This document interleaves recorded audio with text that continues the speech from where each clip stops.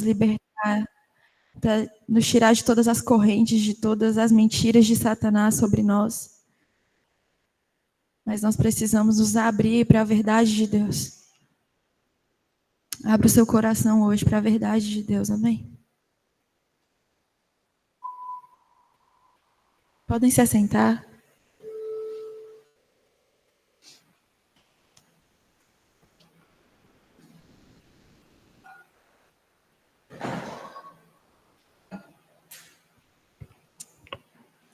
Hoje nós vamos dar continuidade para o nosso estudo do capítulo 17.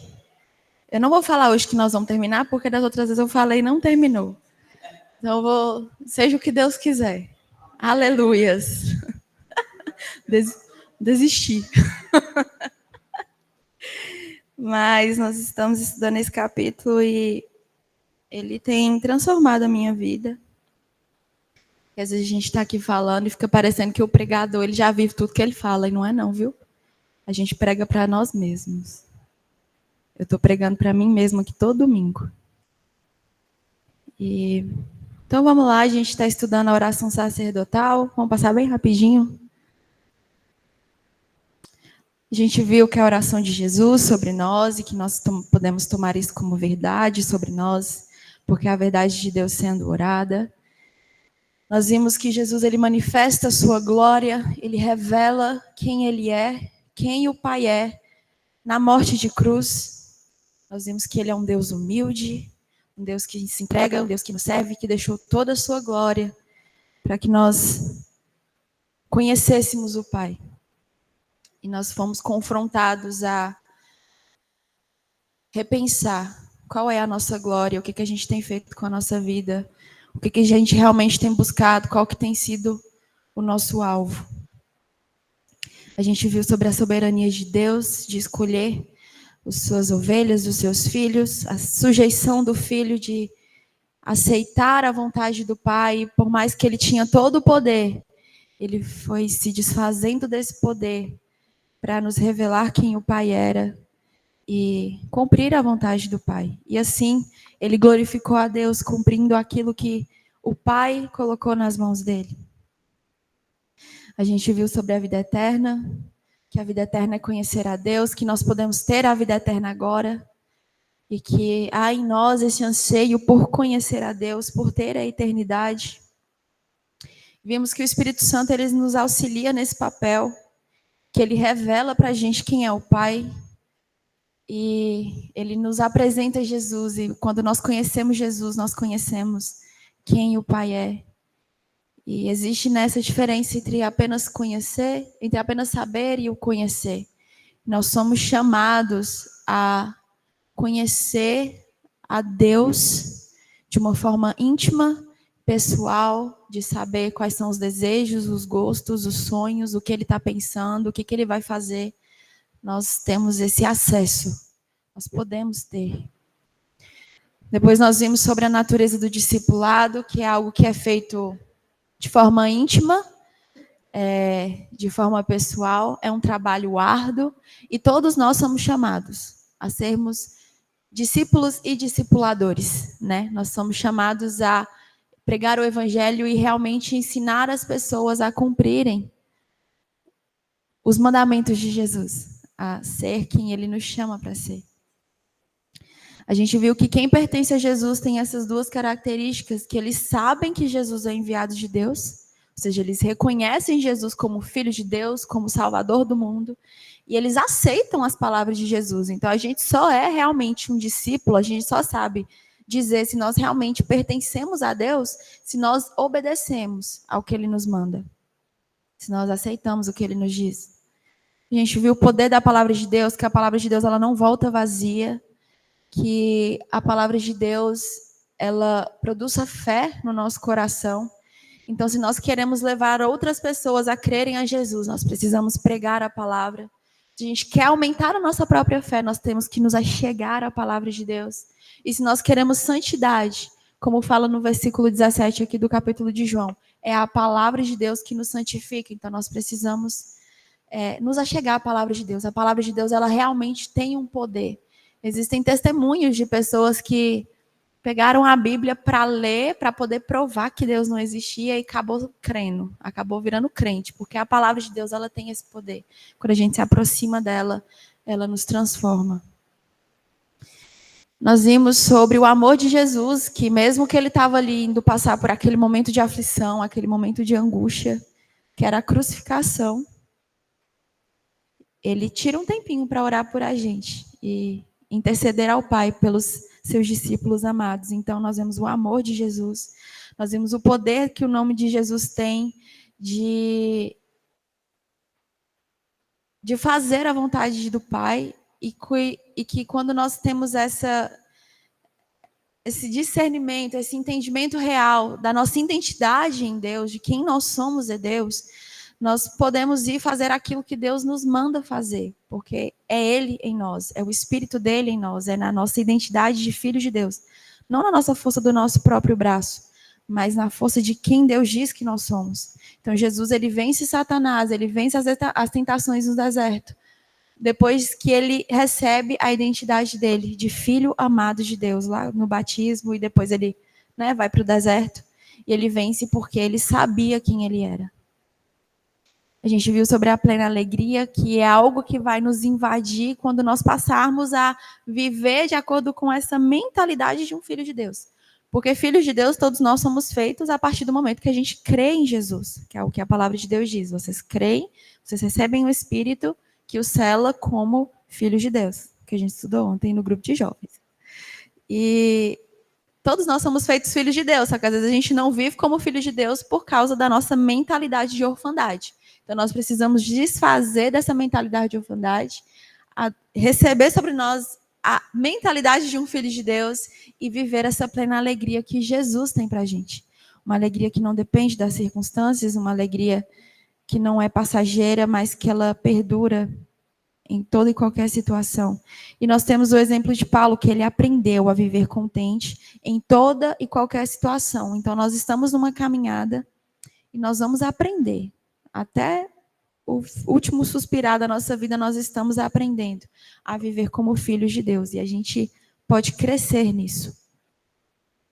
O perigo de nós não nos aproximar, não nos apropriarmos da nossa identidade de filhos é que nós temos o exemplo de Judas, né? Judas, ele estava ali perto de Jesus, ele foi chamado como os outros discípulos, só que ele não se prendeu a quem Jesus falava sobre ele, a quem Jesus estava dizendo que ele era, ao que Deus queria entregar sobre ele.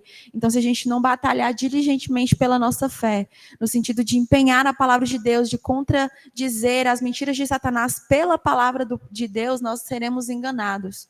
Satanás, ele quer nos enganar, ele quer colocar mentiras no nosso coração, ele quer nos prender num modo de vida que não é a vontade do Pai para nós. E se nós não nos enchermos da palavra para saber combater todas essas mentiras, a gente vai se perder, que nem Judas se perdeu. Então, nós precisamos nos apegarmos à palavra de Deus e sempre ciente de quem nós somos, filhos de Deus, porque é isso que vai dirigir o nosso caminhar. Então, a gente vai vencer o mundo quando a gente tomar essas verdades sobre a nossa vida.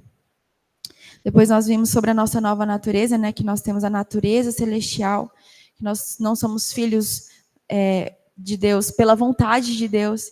Então, que é o que fala lá em Romanos 3, é o que fala em Romanos 8, João 3 e Romanos 8.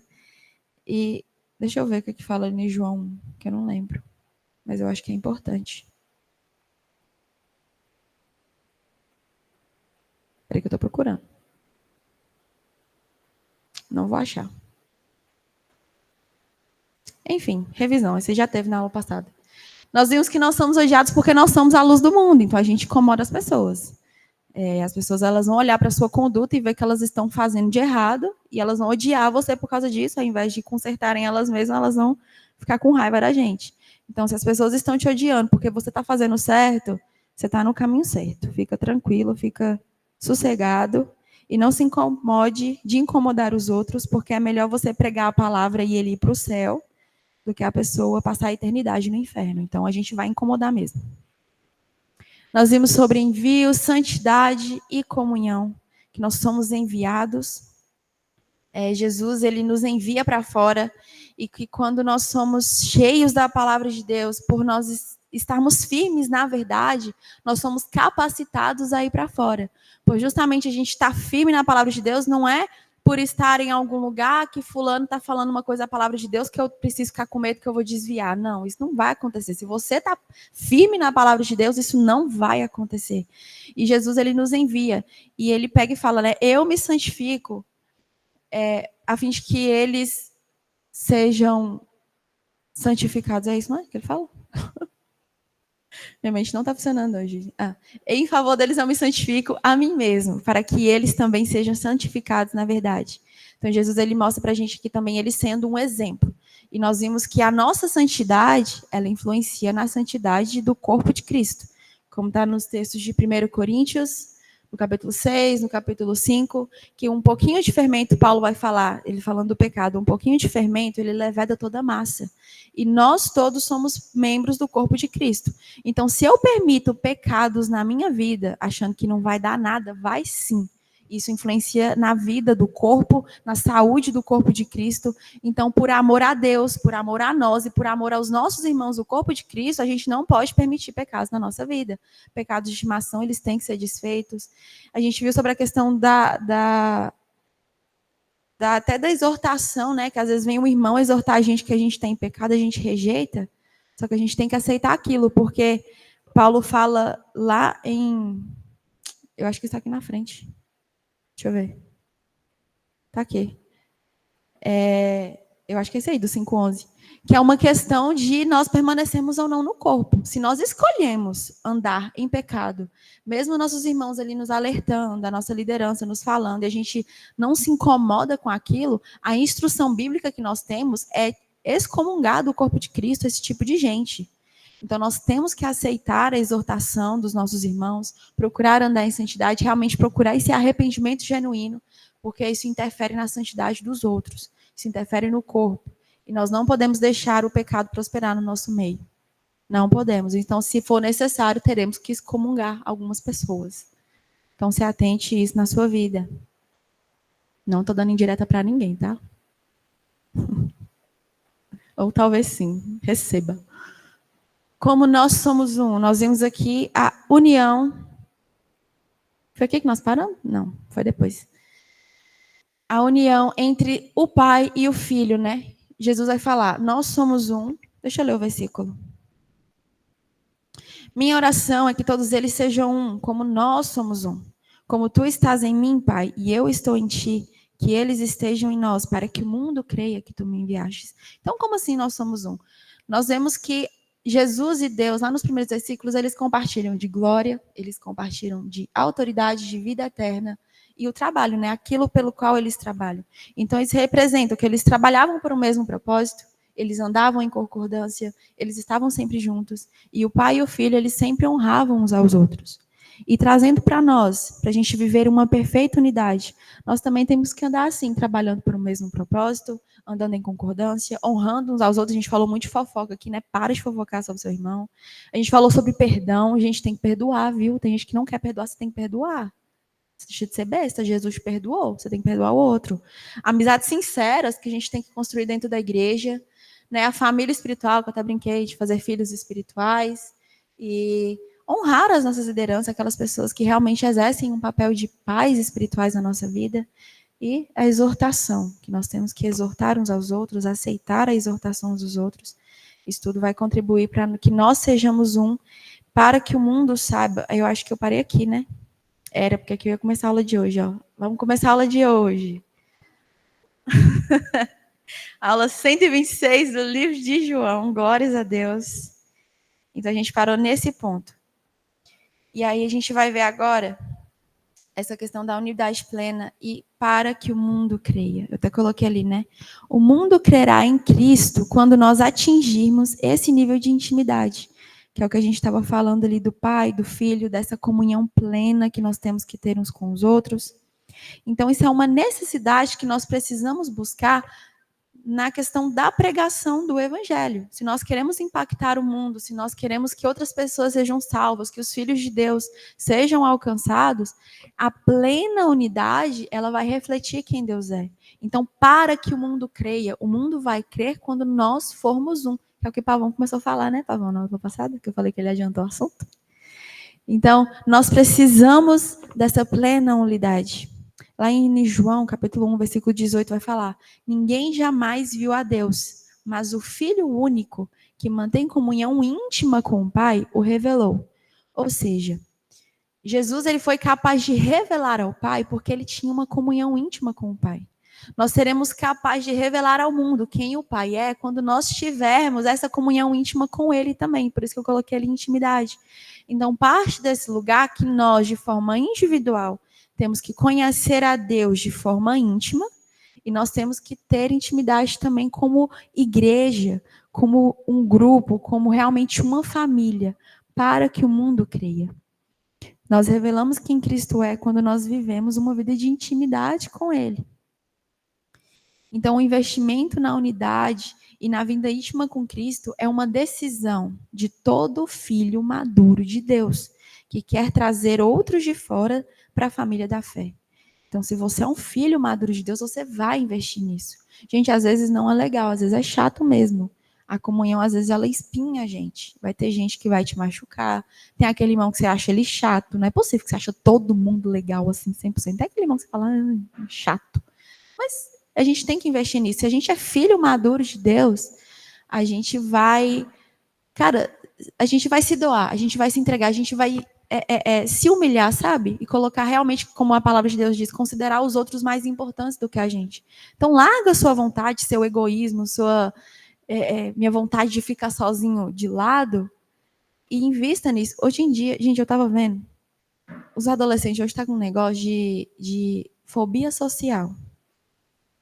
Gente, fobia social, gente, nós somos um... Na minha vida inteira eu estudei, até na escola, falando que o ser humano é um animal social. Aí agora, do nada, o povo inventa um negócio de fobia social. Eu só posso ficar sozinho, porque se eu estou no meio de gente, eu tenho fobia, então eu tenho que evitar as outras pessoas. Isso não é coisa de crente, viu? Não é. Se você está com fobia social, você ora, você pede a Deus, porque tem um negócio estranho agindo na sua vida. É sério. Eu estou meio que falando com tom de brincadeira, mas é sério. Então, nós precisamos investir na unidade. A vida com Cristo é uma vida de unidade. Não existe crente sozinho. Nós somos uma igreja, nós somos uma família, nós somos adotados por uma família espiritual. Esse negócio de crente que não congrega, crente que não aguenta ficar junto com outra pessoa, está errado. Está errado. Então, procure tratamento psicológico e espiritual na sua vida. Não ri, não, é sério. É sério. Próximo ponto. Nós temos a glória de Deus, que está falando aí, deixa eu ver qual versículo, 22. Eu dei a eles a glória que tu me deste, para que sejam um, como nós somos um. Nós vimos que glória é fazer Deus ser conhecido, certo? Lá nas outras aulas, nós vimos que glória é tornar a majestade de Deus conhecida. E aqui Jesus está falando que a mesma glória que ele recebeu de Deus, de tornar Deus conhecido, nós também recebemos essa mesma doxa, né, que é a palavra original. Então, aqui Jesus está falando que nós temos essa capacitação. Então, não é tipo assim, você vai lá na força do seu bração fazer isso, não. É por causa da glória que Jesus nos deu, é por causa do poder que ele nos deu, nós temos esse poder de revelar ao mundo quem Deus é. E aqui está falando, eu lhes dei a glória que tu me destes para que sejam um. Para que. Então, o que Jesus está entregando para a gente, esse poder que Jesus está derramando sobre a nossa vida, tem a finalidade de nos fazer um. Então, se o jeito que você está andando tem te livrado da comunhão, tem te levado para um outro caminho que não é ser um com os irmãos da sua igreja, você está no caminho errado. Isso não veio de Deus, veio de outro lugar. Então, a glória que Jesus nos deu é para que nós sejamos um, como Jesus e o Pai são um. E lá mais na frente, né, quando a gente, se eu não me engano, é o 24, deixa eu confirmar. Não, não é 24 não. Mas na frente Jesus vai falar, e que todo mundo saiba que tu me enviastes e que os ama tanto quanto me amas. Então é que nós sejamos um no único propósito para que o mundo saiba que Jesus é o enviado de Deus e que os ama tanto quanto me amas. Gente, como que Deus amava Jesus? Jesus não era o filho de Deus? Então o que Jesus está falando? É para que o mundo saiba que Deus tem um amor paternal com eles. É para que o amor do Pai seja revelado. Então, que eles saibam que eles são amados como eu sou amado. Que eles saibam que eles são filhos. Que eles saibam que Deus quer os adotar. Que eles saibam que Deus quer trazer eles para a família como realmente filhos dele. Que era esse o amor que o Pai tinha por Jesus. O amor de filho. Então, nós somos juntos, numa união, realmente como filhos de Deus, para revelar ao mundo o Pai. E mostrar para as pessoas que há um pai que as quer, há alguém que quer adotar, há uma família a qual eles podem pertencer. Essa foi a tarefa de Jesus. E é essa a nossa tarefa, revelar ao mundo a paternidade de Deus. Então a glória que a gente recebe de Jesus não é para a gente ficar se achando, ficar, nossa, eu sou muito crente. Não, é para você revelar ao mundo quem é o Pai e qual é a vontade dele. Diga. E isso é tão importante hoje, porque nós vemos hoje a figura paterna sendo cada dia mais atacada, né? Então a gente vê estatísticas sempre aumentando de pessoas que nem têm o nome do pai na sua certidão de nascimento, né? Nós vimos num país, por exemplo, onde a figura do pai, até na questão de Deus, né? A gente vai olhar lá qual que é a padroeira do Brasil. Então, padroeira vem de pai, mas na verdade não é um pai, não é uma mulher, não é um homem, é uma mulher. Entendeu? É uma mulher sozinha, porque você vê sempre a mulher com a criança, mas não tem o pai.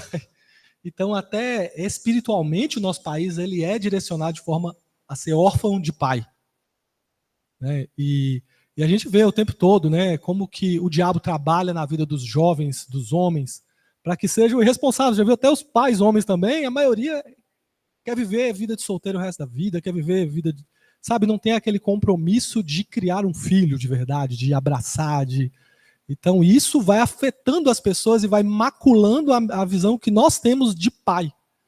E como a gente estuda, né, no nosso discipulado sobre paternidade, a primeira entendimento de Deus por uma criança é o seu pai, né? E todos os traumas que às vezes ele teve na relação dele com o pai dele, às vezes ele vai começar a transferir. Porque quando ele chegar na idade de se relacionar com Deus e chamar ele de pai, o que vai acontecer? Ele vai começar a transferir alguns problemas, né? Se o pai é muito agressivo, severo, ele vai entender Deus como um Deus severo. Qualquer coisa Deus castiga. Ai meu Deus, não sei o quê. Se o pai é muito frouxo, ele vai achar que Deus também é frouxo, eu posso fazer o que eu quiser. Deus me ama, Deus perdoa, Deus não vai acontecer nada, não vai dar nada. Entendeu? E assim por diante. Então a gente tem que entender isso. E é muito importante isso que a gente está falando, porque nós temos que ressignificar talvez a figura do pai, né? Que os nossos pais falharam talvez muito com a gente. Mas só que Deus é um Deus perfeito, é um pai perfeito, é o pai do jeito certo.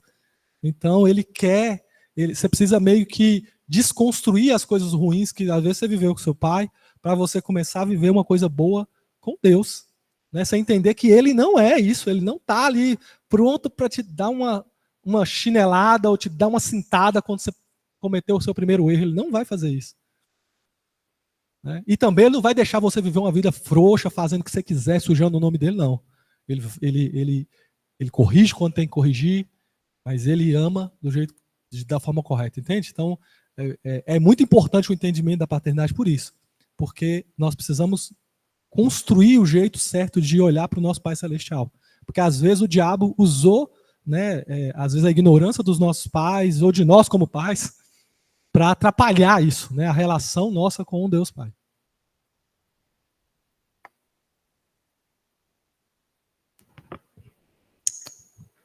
Então, e até lá no versículo 23 também, que a gente vai começar a falar aqui agora, o amor e revelação, né? O amor do Pai. Então, Jesus está falando, eu estou neles e tu estás em mim. que eles experimentem unidade perfeita para que todo mundo saiba que tu me enviastes e que os ama tanto quanto me amas. Então aqui Jesus ele está revelando justamente essa questão da paternidade de Deus, porque ele era filho de Deus, e Deus o amava com amor de pai. E ele está falando que os ama tanto quanto me amas. Então Deus tem por nós o mesmo amor que ele tem por Jesus, que é um amor de pai. Então Jesus está revelando ali o amor do pai, a nossa irmandade com ele, que ele estava ali falando, né, que nós nos tornaríamos irmãos dele, e isso vai revelar quem Deus é. Então a gente vê aqui meio que como que, né, que Deus vai conhecer esse amor paternal de Deus. E ele fala, quando nós formos um. Então, quando nós formos testemunhas, nós temos que testemunhar.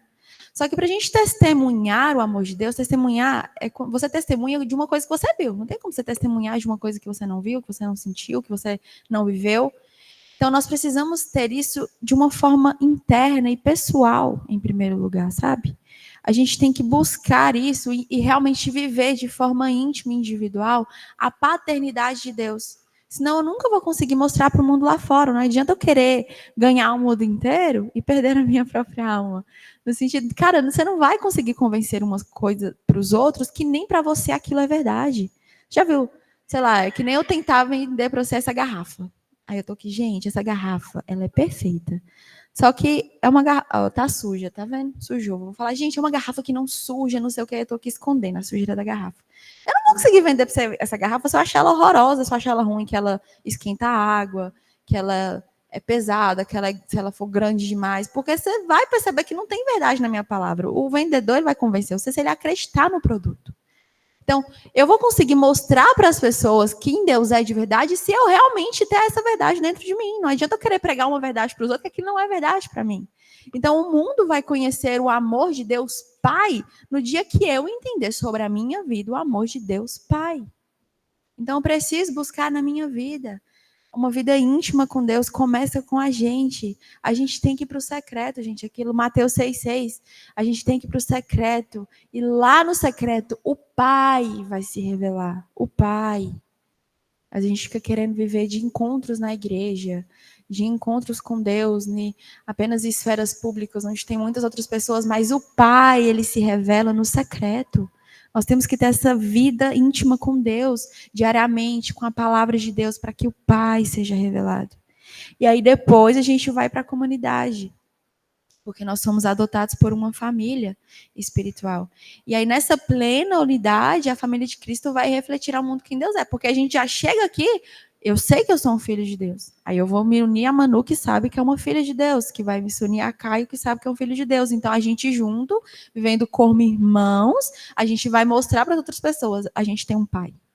E aí em unidade perfeita, em plena unidade, a gente vai revelar para o mundo. Então, é uma crescente, sabe? É de forma individual, depois dentro da igreja e depois para fora. Então, Jesus, ele envia a gente, só que a gente tem que estar aqui primeiro, ó, cientes de quem nós somos, firmes na palavra de Deus e depois a gente vai para fora. Então, é uma crescente. Não adianta você sair desbancando, fazendo um tanto de trem, se isso não é verdade para dentro de você. E não faz sentido também você querer pegar para os outros um negócio que não é verdade para você. Não faz sentido. Uma coisa que eu gostaria que você falasse também, somos todos filhos, mas há níveis, né? Então, existem os filhos maduros e existem os filhos que estão começando na fé. E o quanto é importante a gente ter pessoas maduras e como é que vai ser a relação das pessoas, dos filhos maduros de Deus com os filhos que ainda estão começando. Acho que é importante também falar dessa relação, porque nós vamos ter dois tipos de filhos de Deus, né? Na palavra fala dos maduros e dos bebês que estão começando, e como a gente tem que ter paciência, como a gente tem que amar, tipo, sei lá, fala aí sobre isso. Do Neida. Eu acredito que, até na plena unidade, né, que eu estou falando aqui, batendo muito na tecla, que a gente tem que ter essa vida de igreja. É importante, como a gente estava falando, da família espiritual, de fazer filhos espirituais, então é esse cuidado com os nossos irmãos. Então, eu tenho um conhecimento aqui do meu pai que meu irmãozinho que acabou de chegar, ele ainda não tem. Então, eu posso ajudar ele a chegar nesse lugar. Eu posso pegar na mão dele e falar, irmãozinho, não é assim, é assim. Aí ele vem com uma dúvida, é isso ou aquilo, não sei o que, você explica. Então, é um caminhar que nós temos de vida de intimidade com Deus. Eu conheço Deus ali no secreto e eu venho para o corpo de Cristo para contribuir com os meus irmãos. Quando a gente pega até lá em 1 Coríntios, que fala da Santa Ceia, acho que é por 1 Coríntios 11. Quando lá fala lá, que vocês tem uns lá que fica com fome, não come em casa e vai lá para o meio dos outros, comer tudo que os outros têm. Lá está falando dessa vida de igreja. Nós temos que nos alimentar em casa. E quando a gente vai para a vida em comunidade, a gente vai para servir. Não é para ficar só sugando os outros. Então, a vida em comunidade você aprende no secreto quem Deus é e você vai para a unidade para ensinar, para ajudar os outros. Então, se tem uma pessoa ali mais fraca, você vai ajudar ela, você vai contribuir com a vida dela, você vai se reunir, você vai ensinar o que você já sabe. E comer também do que o outro tem de revelação ali de Deus. Então, é muito essa via de mão dupla. E às vezes a gente vai aprender também com uma pessoa que é mais imatura, acontece muito frequentemente, mas a gente tem que ter esse coração de que um filho maduro de Deus, ele está ali para ajudar, ele está ali para servir, ele está ali para ajudar com que os outros irmãos dele cresçam na fé também, conheçam mais de Deus. Então, e a palavra de Deus vai falar, né, que a natureza e Deus espera de nós que os filhos maduros, eles se revelem. Então, os filhos maduros de Deus, eles têm essa responsabilidade. Um filho maduro de Deus, ele sabe quem ele é, ele aproveita disso, ele usufrui de todos os direitos que ele tem, mas ele também reparte, ele compartilha. Foi o que Jesus fez. Jesus tinha tudo para ele. Ele era o único filho de Deus. Só que ele veio para repartir com a gente. E nós temos que ser como ele. Então, se eu tenho uma porção de Deus, eu devo compartilhar isso com os outros. Isso vai revelar para os meus irmãos quem Deus é. E eu vou conhecer dos meus irmãos também a parte de Deus que eles carregam que eu ainda não tinha conhecido. Então, na comunhão, a gente vai conhecendo mais de Deus. Era isso que você queria? É isso, mas também tem a... Gente, e tem essa questão, assim, eu lembro que uma das coisas, um período que a gente passou, assim, que foi gostoso demais, mas ao mesmo tempo tinha seus desafios, né? Quando a gente teve as meninas ali, a Acta e a Yasmin, elas têm as idades muito próximas, né? Eram 2 bebês. Então, a fase de bebês dela era 2 bebês, então dava muito trabalho. Então era caótico às vezes a casa, bagunça. Então era difícil as coisas, entendeu? Por quê? Porque eram crianças, e à medida que elas foram crescendo, as coisas foram ficando mais fáceis na relação. E eu vejo às vezes quando o ambiente da igreja às vezes é muito difícil, né? Toda hora a pastora tem que ir lá apagar um incêndio de um, de outro. Por quê? Porque há muita imaturidade. Ou seja, já pensou uma pessoa só tomando conta de um jardim de infância inteiro? Então, muitas vezes as igrejas são isso.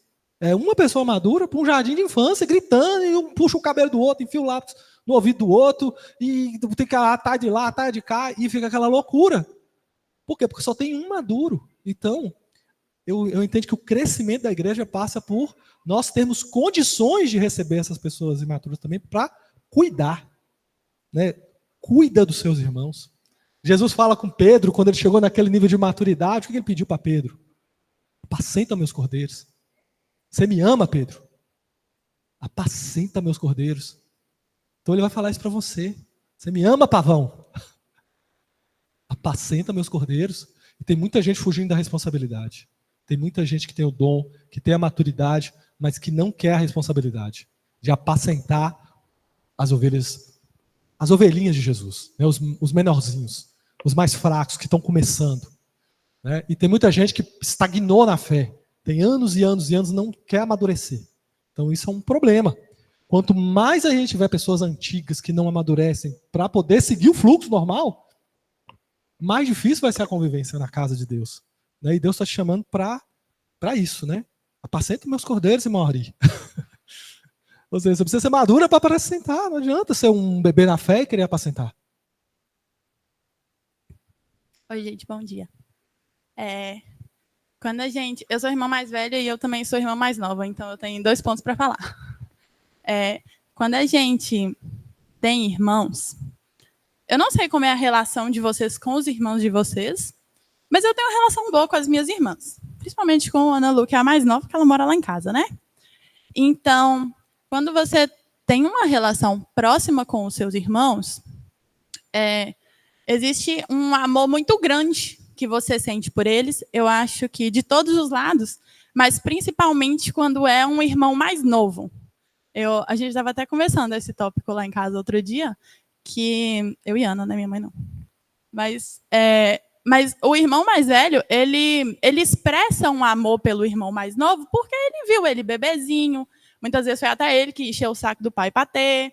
Então, existe um amor que às vezes parece, às vezes a gente até perde a mão um pouquinho, acha que manda no menino, não manda, né?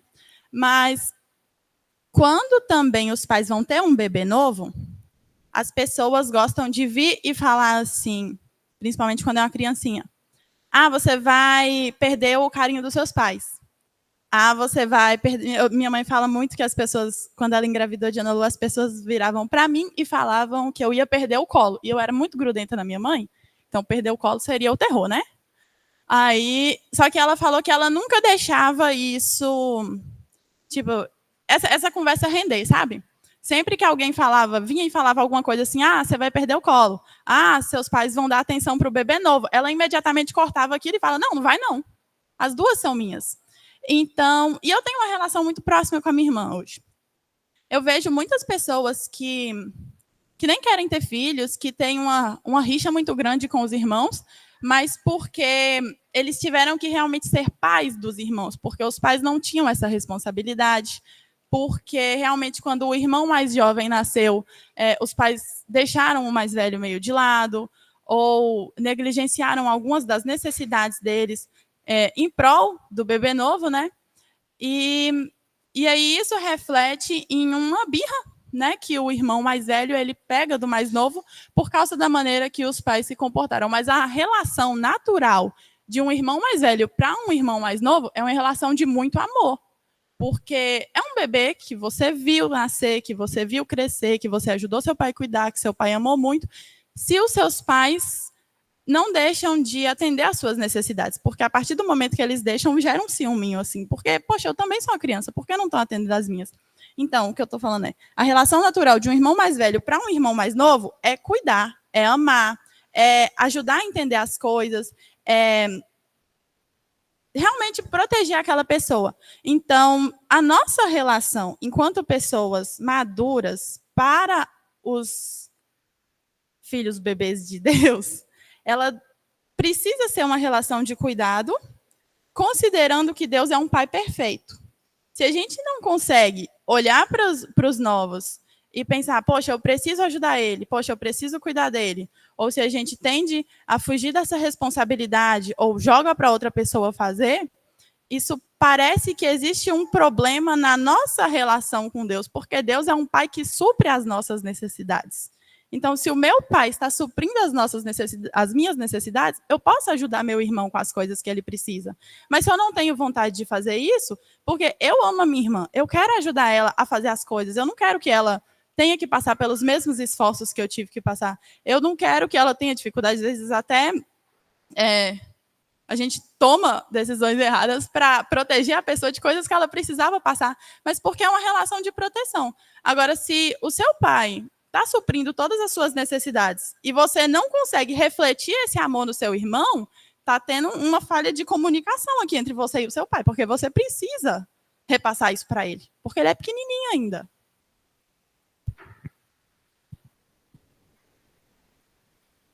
Gostei. Vai falar mais, Didi? Próximo tópico. Espera, deixa eu ver. Versículo 24. Pai, quero que os que me deste estejam comigo onde estou. Então eles verão toda a glória que me deste, porque me amaste antes mesmo do princípio do mundo. Então aqui a gente vai ver o desejo de Jesus de se revelar. Jesus, ele quer que nós conheçamos a plena glória dele, que ele tinha antes mesmo da fundação do mundo, né? Que era de Deus, e ele estava ali em plena comunhão com a Trindade, antes da fundação do mundo. E Jesus, ele vai expressar essa vontade de ser conhecido plenamente por seus discípulos, né? Quero que o que me deste estejam comigo, Então eles verão toda a glória que tu me deste. Então ele quer ser conhecido. Jesus, ele quer se revelar. Então essa busca pela eternidade, essa busca por conhecer a Cristo, não é um caminho, meu Deus, uma busca incessante que eu nunca vou chegar lá. Não, cara, Deus, ele quer se revelar. Jesus, ele quer se revelar. Então é um desejo que nós temos de conhecer, é uma vontade que Jesus tem de se revelar. Então, tipo assim, deu certo, vai dar certo. Então a gente pode ter fé nisso, a gente pode ter essa coragem, essa ousadia de nos achegarmos a Deus e falar: Deus, eu quero te conhecer. Eu quero que o Senhor se revele a mim, porque essa é a vontade de Deus para nós. E nós temos esse anseio dentro de nós de conhecer a Deus, que nem a gente viu. Então essa vida eterna, né, ter a vida eterna, que é conhecer o único e verdadeiro Deus, é uma vontade de Deus de se revelar a nós também. E aí lá no versículo, passando para frente, né, no versículo 25, a gente vai ver, a progressão da revelação que eu coloquei ali, né, à medida que nós conhecemos a Deus, mais nós conhecemos do amor dele por nós. Tá, eu saltei outra parte do versículo, porque me amaste antes mesmo do princípio do mundo, que Jesus estava falando. Então, Jesus estava falando o quê? Eu quero que eles conheçam a glória que tu me destes, que eu tinha antes da fundação do mundo, porque me amaste antes mesmo. Então, Jesus está falando, eu quero que eles vejam toda essa glória, tudo que o Senhor me deu, toda essa comunhão que a gente tinha, todo esse amor que o Pai tinha pelo Filho Jesus, Ele quer que nós conheçamos isso. E à medida que a gente vai progredindo no conhecimento de Deus, esse amor do Pai vai sendo revelado. Esse amor de Deus. Então, a gente fica assim, cara, o amor de Deus parece uma coisa muito distante. E a gente precisa progredir nesse conhecimento. E à medida que nós conhecemos quem Jesus é, mais desse amor ele é revelado. Então, quanto mais nós conhecemos a Deus, mais eu falo, eu quero conhecer desse amor, eu quero entender desse amor. Que amor é esse que os discípulos foram capazes de se entregar à morte? Que amor é esse que as pessoas se entregavam para Jesus e elas vinham com tanta sede, com tanta fome de Cristo, e estavam ali aos pés dela, que como é que é o nome? É Maria, acho que é. Pega o vaso lá de alabastro, o perfume mais caro e joga aos pés de Jesus. Que amor é esse? Eu quero saber que amor é esse. Nós podemos saber à medida que nós conhecemos a Cristo. Então, Deus ele vai se revelando cada vez mais. E ele tem esse desejo de se revelar. Então, esse amor que Jesus recebia do Pai, desde mesmo antes da fundação do mundo, ele quer revelar para a gente. Ele quer revelar. E nós podemos conhecer. Se nós quisermos, a gente vai conhecer.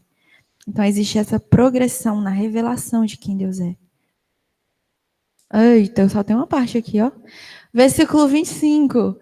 Pai justo, o mundo não te conhece, mas eu te conheço. E estes discípulos sabem que tu me enviaste. 26.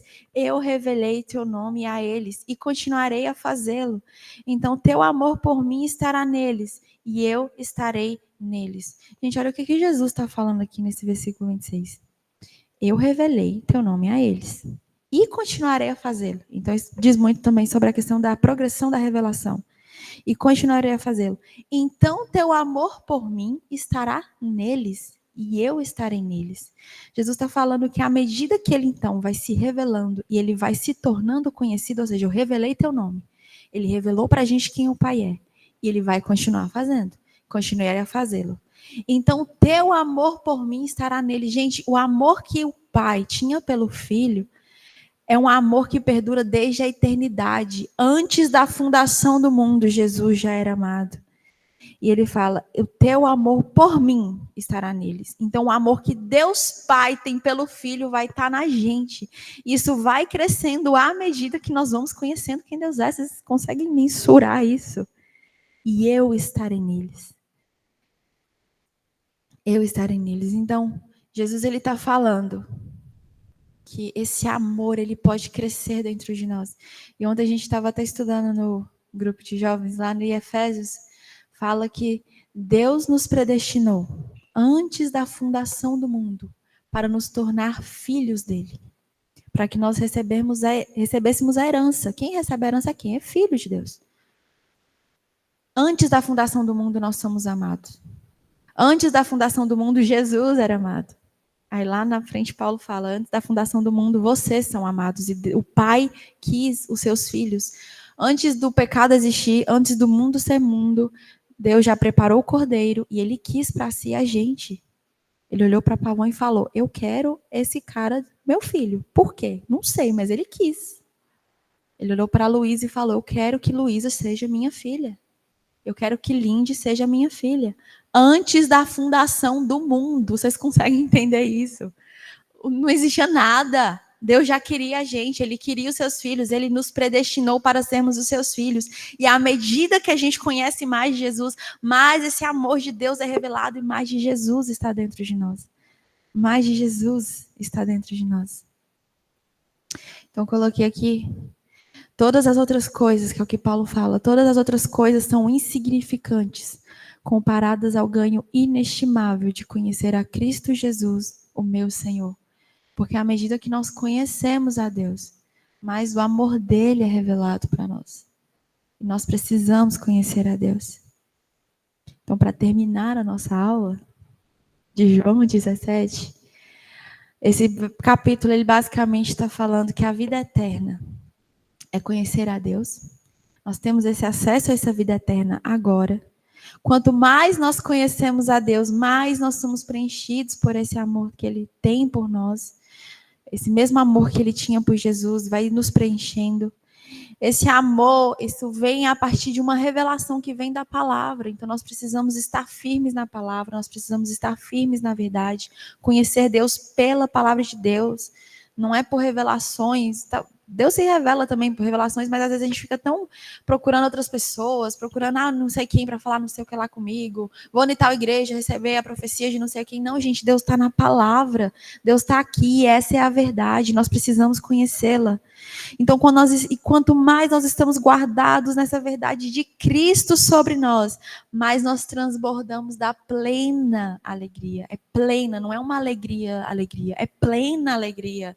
Nós vamos nos transbordar disso. Quanto mais firmes nas palavras de Deus, mais nós creremos na nossa identidade de filhos. Nós vamos amadurecer como os filhos, nós vamos deixar de ser bebezinhos espirituais e nos amadureceremos e tomaremos posse de toda a herança que Deus tem para nós.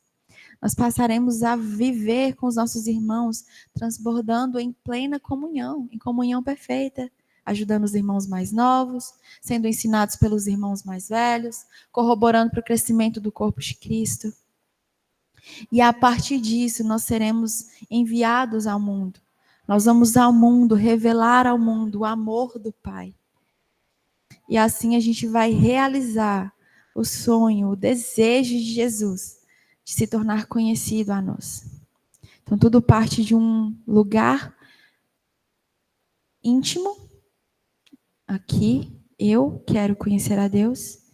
Todas essas outras coisas vão crescendo dentro de mim. E lá no final, o que vai acontecer é nós revelarmos ao mundo a glória de Deus. Revelarmos às outras pessoas quem Deus é. E aí a gente vai cumprir o nosso propósito como igreja.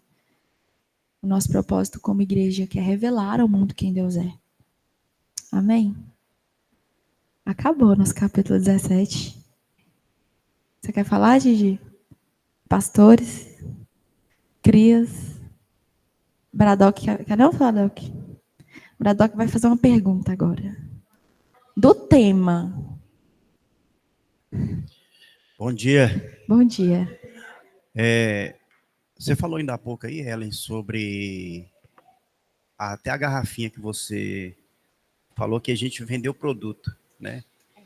E a gente que trabalha com o público, você lidar com várias situações. E tem um pessoal de Belo Horizonte, é de uma denominação lá, eu não sei bem qual. Principalmente a juventude está fazendo uma campanha e eles vão participar do Lollapalooza esse ano em São Paulo. Diz que lá que eles vão fazer a pregar. Será que é uma ponte para participar do evento, será? Ou realmente eles estão aí no meio do lobo para pregar a palavra? Será que é um ambiente que o crente realmente pode estar para anunciar? Porque eu penso assim, um evento daquele tem quantos milhões de pessoas? Se ele conseguir pregar para um e a semente lançar, ele está no lucro.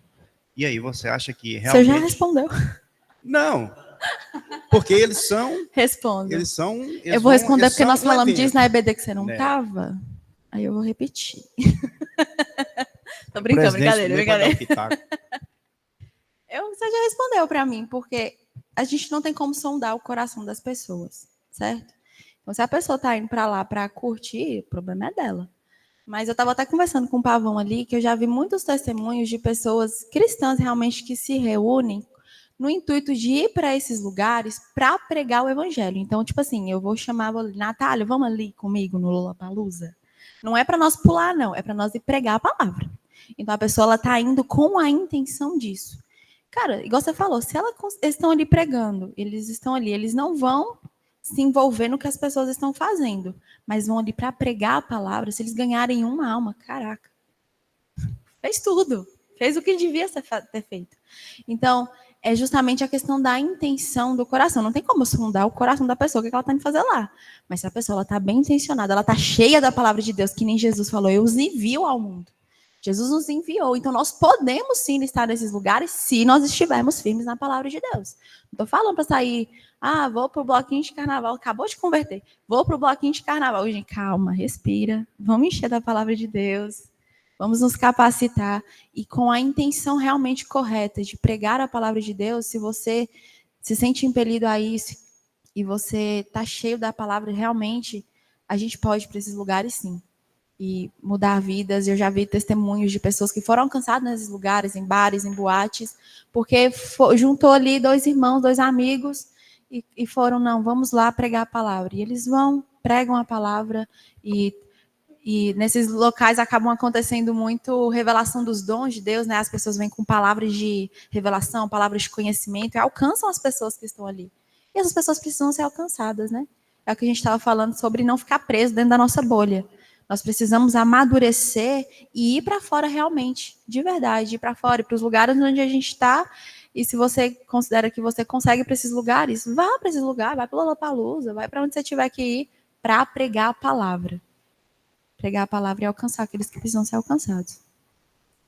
Tem um caso que já aconteceu, né, de um grupo aí há anos e anos atrás, o próprio Oficina G3, eles têm esse testemunho que... Fala mais alto.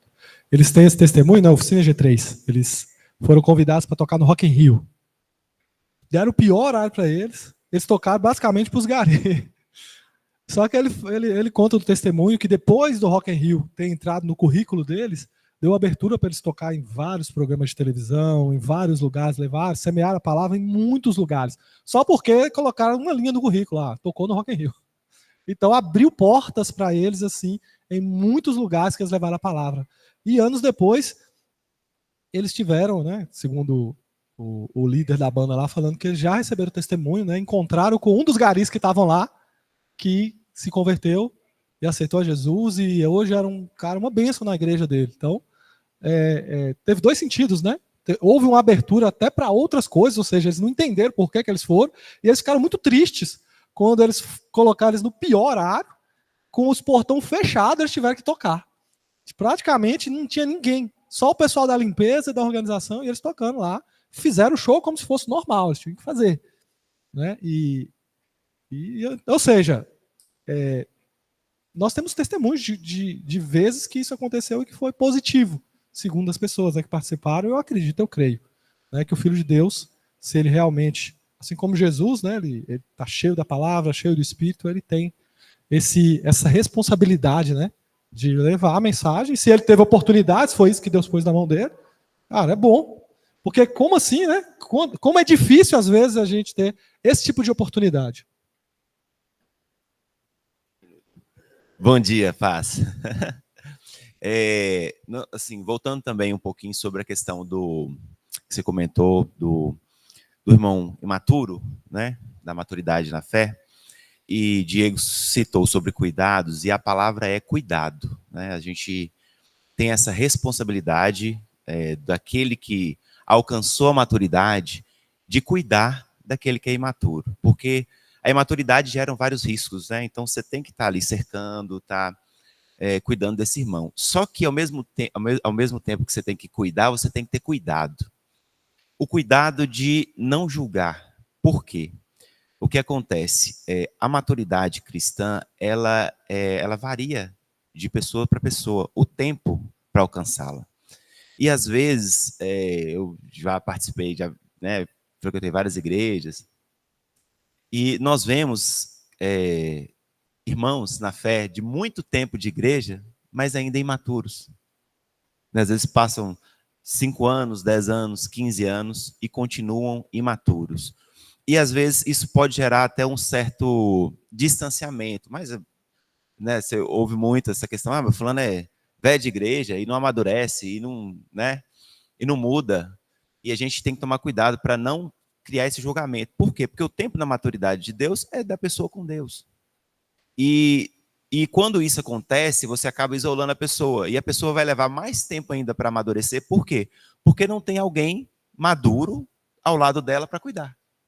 Para estar auxiliando, para estar próximo, para estar orientando. Né? Então, eu tenho uma revelação bombástica para cada um, né, de nós. Queridos, o tempo que a pessoa permanecer imatura é nossa responsabilidade como maduros na fé de cuidar dela, né? Para alcançarmos essa unidade que o Senhor espera que vivamos. Amém? Mas eu vejo como uma responsabilidade também interior, né? Eu falo no sentido que quando você estava falando, me veio a memória de Paulo falando numa das suas cartas, né? Passado o tempo decorrido, vocês já deveriam ser mestres, mas ainda está tomando leitinho espiritual, uma revolta de Paulo com a moleza do povo. Mas como que a pessoa não cresce? Quando a pessoa não dá valor ao estudo da palavra, não dá valor à comunhão, não dá valor a um monte de coisa. Quando ele trata a igreja como um lugar de consumo.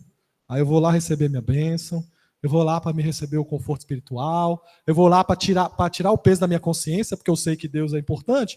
Então, pelo menos eu tenho que ir lá no domingo bater meu ponto para saber que Deus não vai me castigar. Então, são visões erradas. E, claro, essa teologia fraca que está imperando no Brasil, teologia da prosperidade e outras, elas estão infantilizando o cristão. Às vezes não é culpa da comunidade, é culpa do que eles têm recebido. Né? Tem relato de irmãos novos que estão chegando aqui na igreja, que até eles chegaram a falar, assim, eu acho que semana passada, retrasada, falou, poxa, eu estou impressionado com a profundidade. Eu já sou antigo de igreja, mas eu estou impressionado, tem muita coisa que eu estou aprendendo hoje, agora, aqui, porque eu nunca tinha ouvido desse jeito, dessa forma. É como se faltou a palavra, entendeu? Não é também... assim, não é matemática exata, mas a gente precisa dentro de nós também olhar para a nossa cara e falar, cara, alguém aqui na Verbo de Amor, pelo amor de Deus, gente, o foco nosso é a palavra, amadurecimento espiritual. A gente não gosta de infantilizar nenhum crente, né, pastor?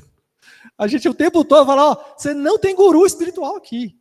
Tem um pastor, mas o pastor está te levando para Deus. Não é ele vai pegar de Deus e trazer para você. Ele quer te dar um caminho de maturidade. Entendeu? Então, tem vários fatores, mas é nossa responsabilidade buscar o amadurecimento espiritual também. Então, tem muito crente que sim, é lerdeza, é moleza, é negligência. Eu vejo também como um autodiagnóstico que a gente pode fazer, que a gente estava falando no grupo de jovens ontem também, é que a maturidade cristã ela vai se revelar a proporção entre o que você sabe e o que você pratica. Então, às vezes, você está ali sabendo um tanto de coisa e você não está praticando e vivendo em cima daquilo que você já está recebendo como conhecimento, você é imaturo. Você está recebendo revelação da palavra de Deus, você sabe das suas responsabilidades, você sabe do jeito que você deveria viver, você sabe de tudo que Deus deu para você, de toda a herança espiritual que você tem, você não está caminhando nessas coisas, você é imaturo. É imaturo. Então, a maturidade cristã ela vai se revelar muito nessa proporção entre o que a gente sabe o que a gente tem que fazer e o que a gente realmente está fazendo. O pastor quer falar. Ela já respondeu mais ou menos o que eu queria dizer ali, que tempo de igreja não significa maturidade. Maturidade vem com o conhecimento e a prática da palavra de Deus, a vivência da palavra de Deus. E que nós temos que ter muito cuidado com isso, que eu tenho tantos anos de igreja, eu já conheço isso. Gente, tem muito crente que não cresce, que precisa de vitamina. IBD, Escola Bíblica Dominical, onde você vai aprender. Tem muitos que estão precisando dessa vitamina, mas não quer aprender, não quer crescer. Né?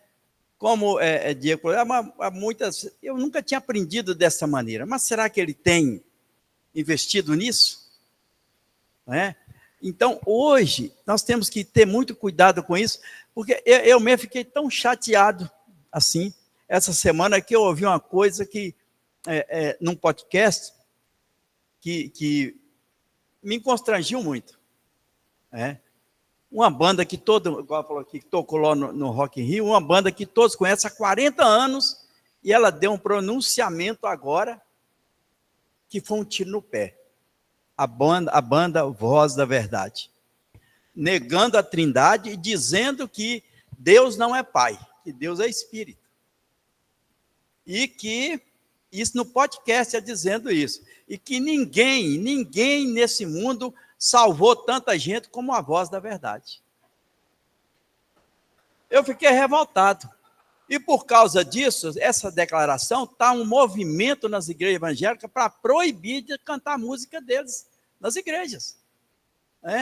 Então, uma pessoa que tanto tempo pregando a palavra, daí a pouco ele começa a dar um tiro no pé porque acha que conhece demais.